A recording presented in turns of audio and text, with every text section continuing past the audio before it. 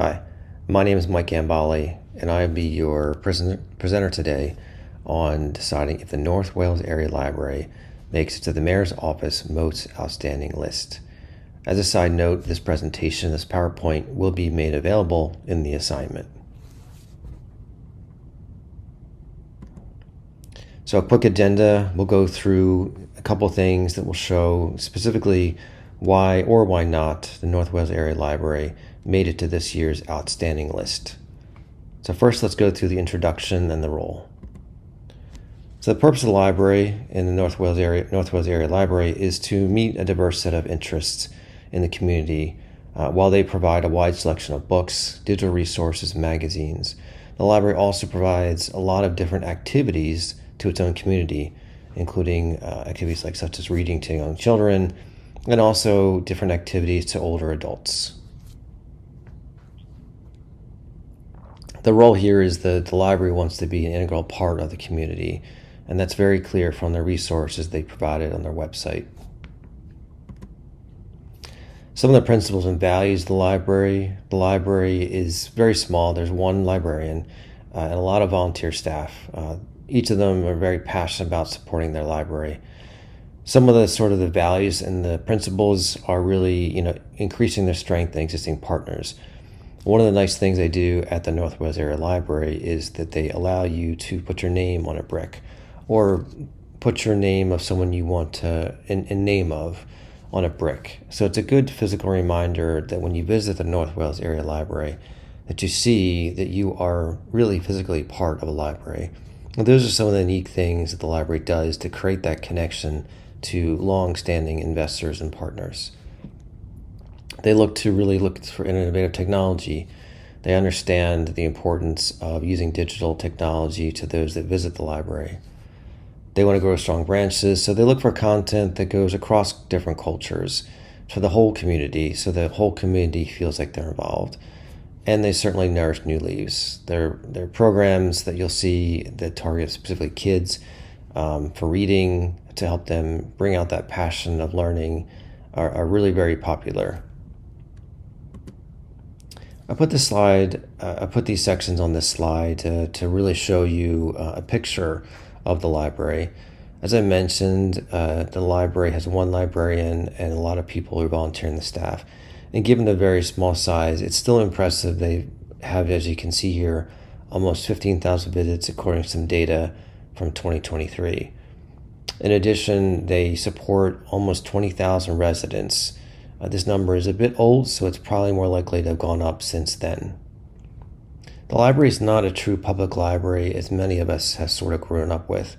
The library is really a non-charitable, not-for-profit institution. So they don't get their funding solely from the taxpayers. They rely on other sources. They rely on donations. They rely on specifically donations from private companies that live around here, that reside around here. The structure of the library is governed by a board of directors. Each member of the board of directors takes no salary. And as I mentioned, there's one librarian and many volunteers on the staff.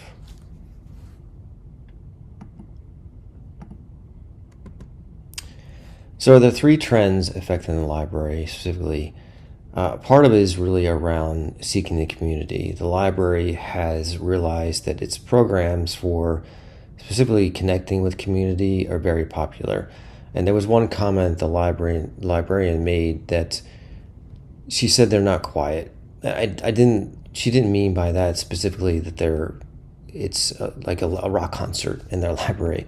But what she meant by that is they really connect with the community and kids, and it's not what many of us think as a traditional library. When I grew up, a library was very, very quiet. And it wouldn't be surprising that you'd be shushed, right, if you spoke too loud. The North Wales Area Library, because they really connect with their community, is very busy. And then when you get things that are busy, sometimes it gets loud.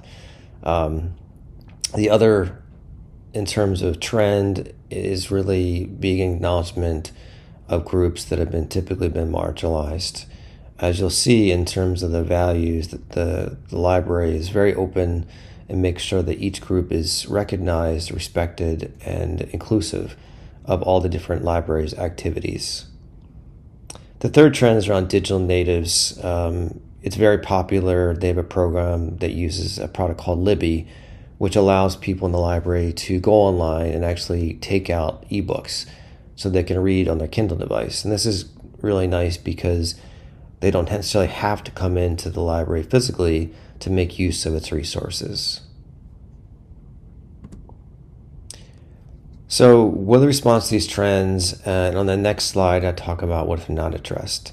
So some of the response to these trends is really using different channels and ways to reach their community. They use social media, specifically a website. They do a lot of activities in their resource room.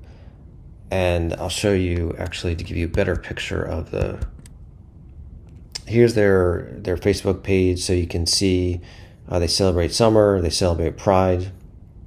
They give you a resource of upcoming events over here. They really advertise certain key events. They give you a weekly calendar and even allow you to listen to books read by Miss Vicky. So the library does a really good job of using different ways to reach their community. The library also needs to increase its digital capability to continue to meet the popular program, its Libby program. So if the library doesn't address these trends, as I mentioned, the library is a non-for-profit institution.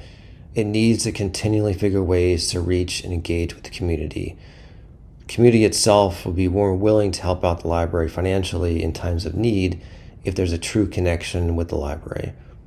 Also, the library is going to have to really respond to trends of digital natives. It's going to have to continue to invest in Libby, and there are some challenges with that in terms of skill of their staff.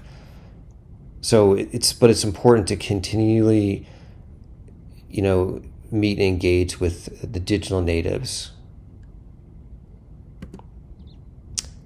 In terms of impacting on other institutions geographically, many of the other libraries in this area where I live are similar in nature. There might be one of the 8 or 9 libraries in the area that are true public libraries where all the funding comes from the city or the municipality.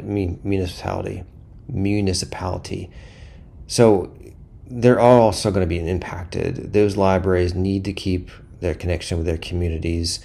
They might be different in certain ways, but the trends will definitely and certainly impact them. The Libby program is not just privy to North Wales Area Library. Other libraries in the area use it. So this trend of catering to digital natives, making sure they're engaged in the services will, certainly be important, and that they will impact other libraries.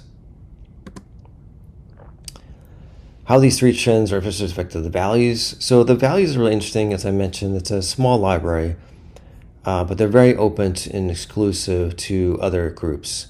They include groups for LGBTQ+. As I mentioned, they use Facebook, the page. So in terms of their values, they're very inclusive. It was made abundantly clear when I interviewed the librarian at the North Wales Area Library. They also reach out to senior homes. So I asked, how do they address other audiences that can't make it to the library? So they do go out, what they can do to senior homes, for example, to allow someone older to get a library card. So in terms of skills or competencies, the employees institution is a small library with one librarian with a formal background. Most other competencies are around the core basic needs of someone working in a library, and that is, how do they use the software system to support patrons?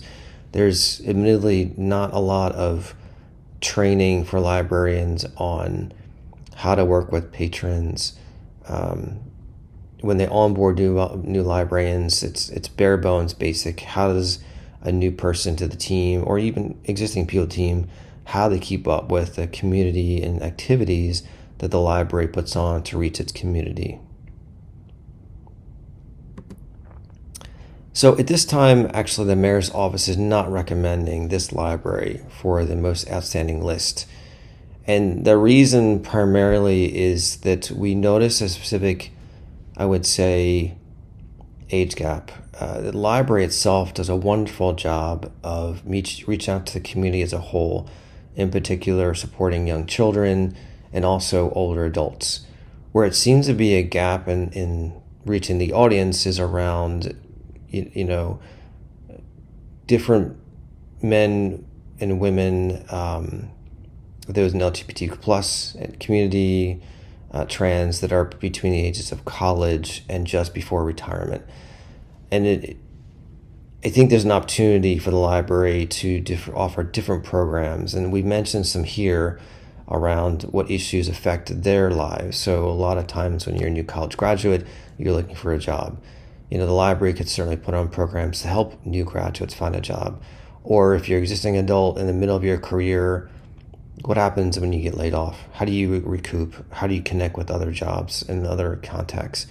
So the library could do, I think, a bit more in regards to meeting that particular community, which overall is a large community, and also it's an opportunity to raise funds. That community of people that I mentioned between 20 and 55 are making the most amount of money they'll ever make in their lives. So by engaging with them, you'll be able to really pull more money potentially and get money donated to them, to the library. The last note is around just that, as you may have heard, the rumors of cutting federal funding. The librarian told me specifically that a lot of federal funding goes to these new ebooks and digital devices. So this last note is the fact that a state or a city should be aware of these challenges and work with local libraries to ensure that there is funding for these different programs. All right, thank you.